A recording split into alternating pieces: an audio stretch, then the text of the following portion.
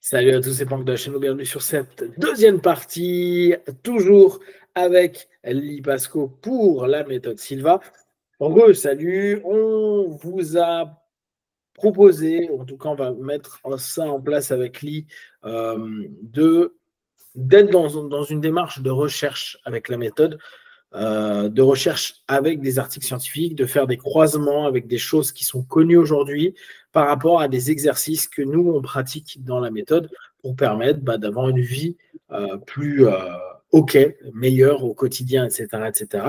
Et si on peut avoir des mises à jour, des nouvelles compréhensions, etc., ou des remises en question, et là encore, toujours la même chose, l'essentiel pour nous, c'est pas de dire on a raison, l'essentiel, c'est de permettre à tout à chacun de trouver quelque chose qui leur permette d'avoir des solutions et des réussites. Donc, c'est pas être mordicus de c'est comme ça et c'est simplement comme ça. C'est le processus s'est développé pendant des années et il y a des feedbacks qui sont positifs. Maintenant, ce qui est intéressant, c'est comprendre aussi les théories, les pourquoi, les comment, etc. On continue sur cette petite notion donc où il parlait dans un premier temps donc, des succès qu'il avait pu avoir au travers du faire la méthode avant-après, je me sens mieux, je suis moins stressé, je suis moins ceci, moins cela. On continue. Hop. Jusqu'ici, très bien. Alors, on avait les personnes qui sont coincées dans une prison auto-construite de croyances limitantes. Donc, on revient sur cette notion-là. Souvenez-vous, un des points qui est peut-être les plus complexes, en tout cas moi de mon point de vue, Ellie, elle est plus ouverte que moi là-dessus, c'est les croyances et la difficulté avec les croyances, sachant que les croyances sont nos filtres et qu'en fonction de nos croyances, on va vivre des expériences qui sont différentes. Donc, dans une prison autoconstruite de croyances limitées, sont souvent réservées, détachées, critiques et distantes. Le docteur Dessau a constaté qu'après la formation Silva, ils sont devenus plus chaleureux, participatifs et extravertis. Alors, ça, nous, dans ce qu'on avait fait, c'était une des questions que j'avais posées, si les participants se sentaient plus ouverts après la méthode Silva. Et je me souviens que ce n'était pas quelque chose qui avait été le plus marquant. Ah ouais, non, je ne sais plus si c'est là. J'ai tout mis en anglais. Ah oui, oula, c'est le foutoir. Bon, je vous retrouverai ça. Mais il y a meilleure récupération, les rêves, page management, development intuition, develop, better self-confidence. Donc déjà, on avait 75% qui avaient une meilleure, un développement de la confiance. Social skills, ah ouais, tu vois, et ça m'avait marqué parce que je m'étais dit, tiens, j'aurais cru que ça allait avoir un meilleur résultat. Sur nous, la petite enquête qu'on avait fait l'année dernière, il y a déjà 2 ans, quoi, il y a 1 an et demi avec Lee, là, c'était les 700, c'était l'ensemble qu'on avait eu. On avait 52%, hop, 52,30% qui avaient trouvé qu'ils avaient développé des skills, des compétences sociales. 18 non et 30% ne pratiquaient pas, en tout cas n'ont pas forcément utilisé la méthode Silva pour cette notion de liens sociaux. Et c'est vrai que, tu vois, quand on le lit là, où il dit, bon, les personnes qui sont un peu réservées ont réussi à être plus chaleureux, participatifs et extravertis, c'est vrai que ce n'est pas souvent le cas où on dit, tiens, avec la méthode Silva, tu vas être quelqu'un de plus ouvert et plus chaleureux. Alors c'est vrai que si on prend vraiment par l'absurde, si tu es plus détendu, relâché, moins dans ton ego et moins dans tes peurs, logiquement, c'est plus facile pour toi d'aller voir les gens. Alors on sait, hein, pendant la méthode, ça, on le voit. Au départ, les gens ne se parlent pas trop. Puis au bout de 4 jours, tout le monde se font des hugs. Tout le monde est content le matin de se voir, etc., etc. Ce qui est souvent le cas, hein, quand on fait des cours.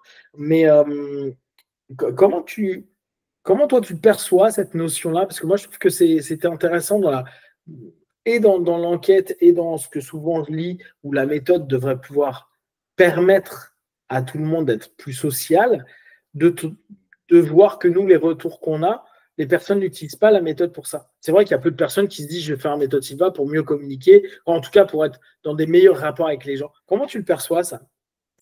Je crois que c'est presque un effet automatique. Il y a certaines, parce que il y a certaines choses où les gens arrivent pour faire la méthode Silva parce qu'ils veulent un certain but, ou ils veulent développer quelque chose. Peut-être même ils veulent développer leur intuition, ou ils veulent développer confiance en soi, etc. Donc là, c'est assez clair. Mais il y a d'autres choses qui apparaissent presque spontanément.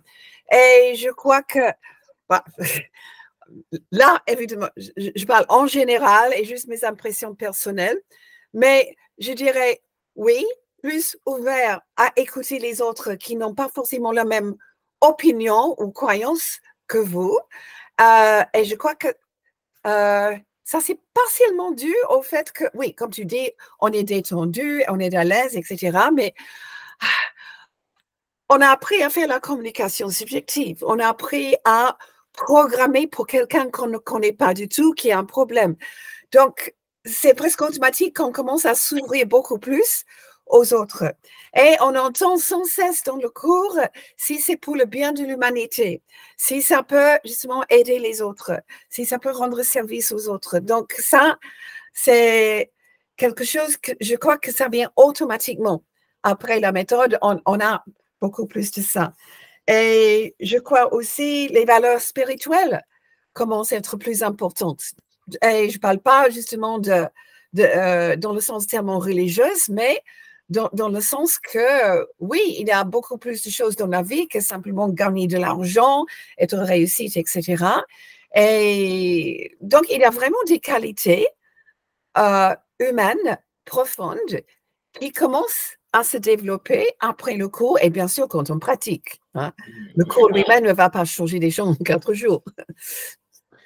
Comme tu dis, je ne pense pas que ce soit un facteur motivationnel. Se dire, tiens, je vais aller faire la méthode Silva pour communiquer. C'est sûr que si je me dis, je veux mieux communiquer, je vais plutôt aller faire de la PNL, de l'hypnose conversationnelle, du process communication, des cours de communication. Tu vois, je ne me dis pas, tiens, je vais faire la méthode Silva. Mais je trouve que c'est intéressant parce que ce n'est pas la première fois que je le lis dans les ouvrages où ils disent que la méthode aide des personnes. D'ailleurs, d'où le fait que je l'avais remis. Alors, je crois qu'il était aussi dans le questionnaire initial, hein, mais dans le questionnaire qu'on avait fait, j'avais trouvé, c'était amusant comme question de dire, tiens, est-ce que des gens vont avoir l'impression d'avoir mieux ou de mieux communiquer avec autrui? Et je trouve que c'est intéressant ce que tu dis, la notion de communication subjective. J'aimerais bien savoir pour les personnes qui nous écoutent, est-ce que vous avez l'impression que vous communiquez mieux, objectivement, ou est-ce que vous utilisez votre communication subjective pour mieux communiquer objectivement, c'est-à-dire avoir des échanges qui sont moins houleux, plus clean, etc., etc. Et est-ce que vous avez des moments, des questionnements sur comment je vais pouvoir me débrouiller avec telle ou telle situation et où vous prenez conscience que la problématique est, la plupart du temps, un problème de communication? Parce que si on regarde, alors ça c'est peut-être mon côté hypno, hein, mais la plupart du temps, les problèmes qu'ont les gens, c'est qu'ils communiquent mal. Ils n'arrivent pas à s'exprimer, ils n'arrivent pas à exprimer des émotions, des sensations, des perceptions, ils n'arrivent pas à partager, ils n'arrivent pas à écouter, ils ont l'impression de ne pas être écoutés, ils ont l'impression d'être persécutés, ils ont l'impression de ne pas être aimés. Et en fait, c'est juste souvent parce que des mots, des attentions, des attitudes ne sont pas là ou ne sont pas exprimées. Et si tu reprends en notion très basique, c'est parce que ça ne communique pas. Nous avec les autres avec nous, ou parfois on a l'impression que l'autre dit quelque chose, alors qu'il ne dit pas du tout, on entend quelque chose, alors que lui dit quelque chose. Et cette notion de filtrer ou d'incapacité à communiquer, et c'est pour ça que c'est un mot un peu casse-pied, parce qu'on parle de communication, mais c'est tellement vaste que ça veut tout et rien dire. Je me dis, est-ce qu'avec la méthode, ou grâce avec de la communication subjective, avec de la communication avec vous-même, parce que c'est ça qu'on fait. Pour moi, la méthode Silva, et vous le savez, en tout cas, on a commencé toute cette série de podcasts avec Lee pour faire les liens avec l'hypnose. Pour moi, c'est une forme d'auto-hypnose. Et dans l'auto-hypnose, le principe, c'est la communication entre le conscient et le subconscient. On dit union de facteurs du jugement, mais c'est la communication. En fait, on cherche à communiquer avec son côté objectif, son côté subjectif, son côté intérieur, son côté extérieur, son laboratoire ou des parties de soi-même et sa conscience. Et plus on prend conscience qu'on est apte à bien communiquer avec nous, visualiser, imaginer, voir, ressentir, désirer, etc., plus on peut se dire, mais si je communique bien avec moi, je peux mieux communiquer avec les autres. Et je peux mieux entendre les autres, comme j'écoute mieux mon subconscient / mon intuition, je suis apte à écouter. Donc, je m'interroge soit sur du fond. Est-ce qu'en faisant la méthode, on n'a pas indirectement, on ne développe pas une capacité émettrice, donner un bon message, parce qu'on sait que c'est un des buts de la méthode. Je dois bien exprimer ce que je veux, et en même temps réceptrice, parce qu'il y a attente positive, et là, me placer moi en tant que récepteur, et pas simplement attendre comme j'ai envie que les choses soient dites, exactement comme on est dans j'ai fait une demande et j'attends que quelque chose arrive, oui, mais ça peut ne pas arriver de la forme que je veux. Mais je suis suffisamment à l'écoute pour être capable d'écouter la communication que tu me donnes. Tu vois, je pense que peut-être, après là, je suppose, mais ça peut être intéressant de voir aussi ça comme ça. Tu vois, la méthode comme un travail de communication interne et possiblement avec des effets sur l'extérieur qui peuvent être très, très factuels et simples. Comment ça te parle ce que je dis ou je pars complètement en vrille? Non, ça me parle parce que finalement, voir la communication, c'est basé sur la connexion. Et quand les gens sont tellement dans le sens, je suis séparée des autres, je suis dans un monde dangereux et nocif et il faut que je me protège et je suis vulnérable parce que les autres vont m'attaquer. Donc, on va toujours être sur le défensif. Pendant que si on est dans une attitude que oui, les autres êtres humains, ils sont comme moi, ils ont les mêmes besoins, ils ont les mêmes désirs, c'est simplement qu'ils s'expriment de façon différente. Mais si je juge uniquement comment ils s'expriment et pas ce qui est en dessous, ça va donner place à justement ce qui se passe actuellement avec toutes ces guerres et ces gens qui essaient de détruire d'autres personnes qui sont simplement des autres êtres humains. Je trouve ça incompréhensible, mais voilà, c'est parce que les gens sont toujours sur le défensif parce qu'on voit que le monde extérieur est en train de m'attaquer au lieu justement que nous sommes tous des êtres humains qui aident à mieux se comprendre et communiquer. D'ailleurs, là, je rebondis sur ce que tu viens de dire. En ce moment, c'est un petit peu compliqué au niveau international, hein. On le voit bien. Moyen-Orient, Ukraine, Russie. Chez nous, en France, là, en ce moment, on a depuis avant-hier la Nouméa, la Polynésie, où ça part en vrille. Bon, bref, il y a partout des tensions.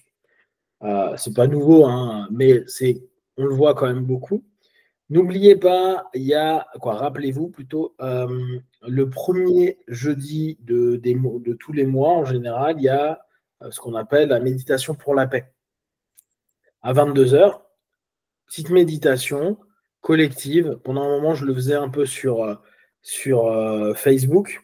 Je vous lisais un texte. D'ailleurs, sur Facebook, il doit y avoir toujours cette vidéo. Elle doit être possiblement, vous pouvez la réutiliser.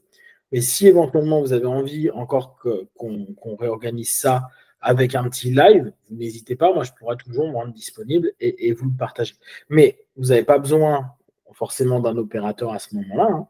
C'est juste se dire, on a un jour partout dans le monde, c'est un peu l'idée de base, où à 22h, on fait tout ensemble une méditation, une projection, une visualisation pour un monde meilleur. Alors bien sûr, vous n'avez pas besoin d'attendre ce jour-là pour quoi que ce soit, hein. Vous pouvez le faire tous les jours dans vos routines du matin, dans l'une des dernières phases où vous voyez les personnes que vous aimez ou les personnes qui ont besoin d'aide. Vous pouvez imaginer la planète qui a un gros pansement et qui a besoin d'un gros câlin, quoi. Chacun peut le visualiser comme il veut, mais vous pouvez le faire tous les jours si vous voulez, hein. Pensez juste à ce que les choses s'apaisent. Alors, comme on ne sait jamais avec Lee, c'est toujours nous, ça nous intéresse, on aime bien, on aime l'idée, mais on ne peut pas vous dire ça marche. En tout cas, on a une intention qui va vers quelque chose. Il se passe quelque chose, on peut se biaiser et se dire oui, c'est parce qu'on a fait ça. Il se passe rien, on peut se dire on n'était pas assez nombreux, qu'importe, on s'en fout. L'idée, c'est aussi à l'intérieur de vous, et là, on peut reprendre un petit peu les concepts hawaïens de Ho'oponopono, etc., de dire si déjà vous cherchez la paix à l'intérieur de vous, que vous allez chercher à enlever un peu la guerre à l'intérieur de vous, et là on vient à ce que Lee disait il y a quelques minutes, avec la méthode, il y a ce côté sympa de tout le monde, les gens sont des pères, des mères, des frères, des sœurs, des filles ou des fils. Si déjà on arrive à l'intérieur de soi avoir une notion à se dire les gens ne sont pas là pour m'agresser, pour me haïr. Oui, il y a des gens qui sont à part, mais c'est quoi 10% des gens que vous allez croiser dans votre vie, 90%, ils veulent la paix, ils ne veulent pas s'ennuyer, ils ne veulent pas être embêtés, ils ne veulent pas vous embêter, ils veulent juste qu'on leur foute la paix ou juste que ça soit qu'il y ait un sourire, du bonheur, de la joie. C'est aussi au travers de ces méthodes comme Silva ou comme d'autres méthodes que vous pouvez faire qu'on peut avoir ça. Si nous, on arrive à être suffisamment OK pour ne pas se mettre en combat avec tout le monde, pour ne pas être en haine avec tout le monde, pour justement utiliser toute cette méthode pour se dire c'est un frère, une sœur, c'est un papa, une maman, c'est un fils, une fille. Déjà, ça vous permet de vous relâcher, ça vous permet de vous calmer et d'amener, d'être un exemple de plus de paix, de moins de conflits en tout cas.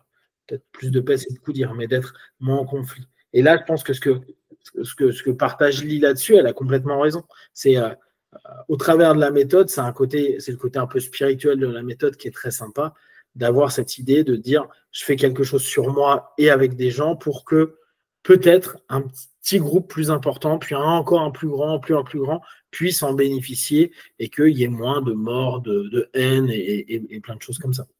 Oui, pour laisser un meilleur monde pour ceux qui nous suivront. Exactement. Donc ça, c'est vraiment le côté, moi, c'est le côté qui fait que j'aime beaucoup la méthode. C'est pas le côté qui est le plus mis en avant, parce que vous n'allez pas venir. Et puis, je peux comprendre parce que très vite, on peut se dire c'est une secte, vous voulez tous que tout le monde soit. Alors que c'est pour ça que c'est pas mis beaucoup. Je trouve que c'est dit, tu vois, tu l'as dit, tu le disais tout à l'heure, c'est dit dans les conditionnements, dans tout ce qui va être les moments où vous êtes en alpha, avec toujours ces phrases qui sont répétées, mais c'est pas du tout quelque chose qui est mis en valeur pendant la formation. Vous n'allez pas entendre les personnes dire « Ah non, mais regarde ton voisin, c'est ta sœur, regarde, c'est ta mère, regarde, c'est ta fille. » Parce que là, ça ferait flipper. Moi, ça me ferait flipper, mais après, on te propose des trucs, mais on ne dit pas que tu dois le faire. Là, l'idée, c'est le côté pour ceux qui aiment bien et pour ceux qui nous ont suivis, qu'on a parlé de prophétie, le bouquin de José, et un petit peu sa manière de voir, sa côté plus spirituel. On voit vraiment que c'est le fond de son idée, cette idée d'avoir un meilleur monde pour ceux qui nous suivent, déjà pour nous et pour les gens qui suivent. Alors, l'image de soi d'un individu est d'une importance cruciale dans sa vie. On pourrait dire que l'image de soi est la somme totale des croyances d'une personne. Je trouve que c'est amusant cette définition. Selon Robert, tu vois, l'image de soi est la somme totale des croyances d'une personne. C'est à réfléchir, tu vois. C'est vraiment C'est tellement complexe en même temps. C'est ça. En fait, dans l'absolu, tu te dis ouais, mais c'est à cogiter. L'image de soi est la somme totale de la croyance d'une personne. Donc, ce que vous croyez, ce que vous cumulez dans vos croyances représente l'image que vous avez dit. Et moi, j'aurais dit l'image de soi est qu'une croyance. Mais tu vois, c'est intéressant de dire que l'image de soi, ça serait le cumul de l'ensemble des croyances. Tu vois, il le met en méta, il le met au-dessus. Il y a l'image de soi, il y a le cumul des croyances. Alors que moi, je le mettrais comme une croyance parmi tant d'autres. Ouais, c'est comme tu dis, c'est simple, mais pas tant que ça. Tous les gens qui viennent en thérapie, qui disent j'ai une meilleure image de moi-même, normalement, justement, c'est dû à des expériences, on leur a dit, on a fait, etc., etc. Mais qu'est-ce qu'on fait en hypnose? On change la perception. On ne change pas l'événement, on change la perception. Donc, on peut dire que la perception, c'est une autre façon de dire la croyance. j'ai cru que j'étais blablabla parce que ma maman m'a dit c'est ça, mais en fait, je peux décider de croire autre chose. Ouais. Pas simplement parce que maman a fait ça que je dois être. Je peux changer ma croyance. Ouais, oui, en effet. Oui, oui. Ouais, c'est un fichier de croyance, ouais. Si ceux qui sont sévèrement limités, si ceux-ci sont sévèrement limités, ils deviennent les barreaux de la prison. Donc les croyances deviennent les barreaux de votre prison. Dessous, à constater que les diplômés amélioraient à la fois leur image de soi physique et leur image de soi morale et éthique. Physiquement, ils se considéraient comme beaucoup plus sains qu'avant et acceptaient mieux leur propre apparence et statut. Moralement et éthiquement, ils avaient une plus grande estime de soi et se souciaient davantage des droits des autres. C'est marrant ça, des droits des autres. Alors attends, est-ce que dans le image de soi, ça je crois qu'on l'a aussi. Développe. Est-ce que la méthode a développé plus d'enthousiasme? Oui, bon, ça oui. Allow the better self-image. Tu vois, 67% de nous, hein, de ce qu'on avait eu comme. 67% avaient trouvé qu'en faisant la méthode Silva, ils avaient une meilleure image d'eux-mêmes. 13%, 13,90 non, et 19% n'ont pas utilisé la méthode pour ça. C'est 67%, ouais, c'est déjà pas mal hein, pour se dire tiens, je peux avoir une meilleure image de moi. Ça, c'est des stats que je trouve chouettes. Parce qu'effectivement, si tu. Et tu vois, il y a un truc qui était complémentaire. Est-ce que la méthode t'a permis d'être plus satisfait de toi? Donc, en général, si tu trouves que tu as une meilleure idée de toi-même, tu peux avoir une meilleure satisfaction de toi. Et là, tu as 72%. Ouais. Tu vois, il y en a plus qui s'autorisent à être satisfaits d'eux, mais pas forcément ils ont une meilleure une image de soi. Et après, il y avait c'est les critiques négatives sur soi-même. Est-ce qu'ils ont l'impression que la méthode leur a permis d'avoir moins de critiques? Et là, on retrouve sur le même chiffre à peu près 67-60. Donc, tu vois, on est à peu près dans la notion de meilleure image, ce qui est assez cohérent. Ouais.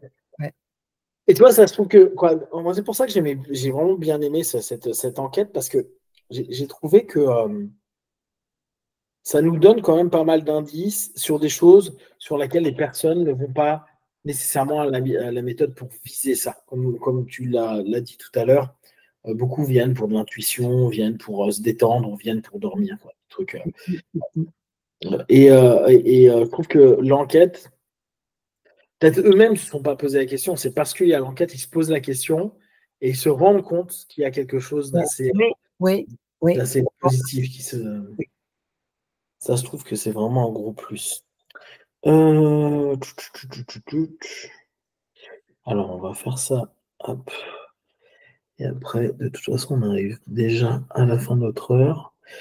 Alors, les personnes dans les prisons mentales créées par des croyances limitées sont également plus léthargiques dans leurs pensées. Ça, je trouve que c'était intéressant. Les personnes, en gros, la croyance que tu limites à l'intérieur de toi t'empêche d'être hyperactif dans ton monde de croyances, ce qui est logique. Oui, tout à fait. C'est sûr. Si tu te dis, bah non, mais moi, de toute façon, je ne peux pas faire ceci ou cela, tu t'imagines même pas être capable de faire ceci, cela. Et tu ne donnes même pas la possibilité, tu n'imagines pas. Ils sont fatigués de se cogner la tête contre des limites inflexibles. Alors, ils jouent la sécurité. En effet, ils deviennent des patates de canapé, des couch potatoes mentales. Je trouvais que c'était marrant comme phrase. Tu deviens des couch potatoes mentales. J'ai rarement entendu parler des patates de canapé en mode mental. Mais les what de canapé? Patates? Les couch potatoes. Tu sais, quand tu restes devant ton écran de télé, que tu ne bouges pas là. Sauf que lui, il dit que c'est ça en mode mental. Les patates de canapé, des pommes de terre, quoi. Oui, couch potatoes. Oui, couch potatoes, ouais. Ouais, je trouve cette réflexion intéressante. Tu vois, de se dire que Alors, ça peut être un vrai travail, justement, au niveau miroir bleu, miroir blanc, dans le sens où on peut vraiment mettre ses croyances limitantes et jouer avec le miroir blanc. Pourquoi? Parce que justement, ça pourrait permettre aux personnes qui sont un peu léthargiques mentalement de s'imposer à aller vers quelque chose. En disant, en gros, on viendrait un petit peu sur un tout putain. Et si je laisse tout ce qui aujourd'hui, je crois que je ne suis pas capable, je le mets dans mon bleu et j'imagine que je crée un autre postulat, qu'est-ce que ça créerait? Et peut-être ce mouvement intérieur pourrait donner ou initier suffisamment d'énergie pour changer ou faire avancer les personnes. J'aime bien cette notion de dire que vraiment on peut devenir léthargique intérieurement à cause de nos croyances. Ce qui, pour des personnes, je ne parle pas pour les dépressifs, mais qui ont des phases un peu down, qui ne sont pas très très bien.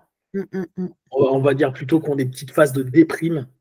Ça peut être intéressant de se dire, OK, quelle croyance m'amène à ne plus sentir que je peux bouger, que j'ai l'impression d'être figé, et qu'est-ce que je peux créer. Et je pense que notamment le miroir de l'esprit peut être très très chouette pour ça. Oui, parce que sinon, c'est à quoi ça sert? Si j'essaie de bouger, si j'essaie d'accomplir, à quoi ça sert? Et par de prison, comme on dit. Oui, c'est ça. Moi, tu tournes en rond. Tu tournes en rond et en plus, tu ne trouves pas de sens, donc ça devient de plus en plus compliqué. Yes. Voilà pour aujourd'hui. On va s'arrêter. Pardon, on va s'arrêter là.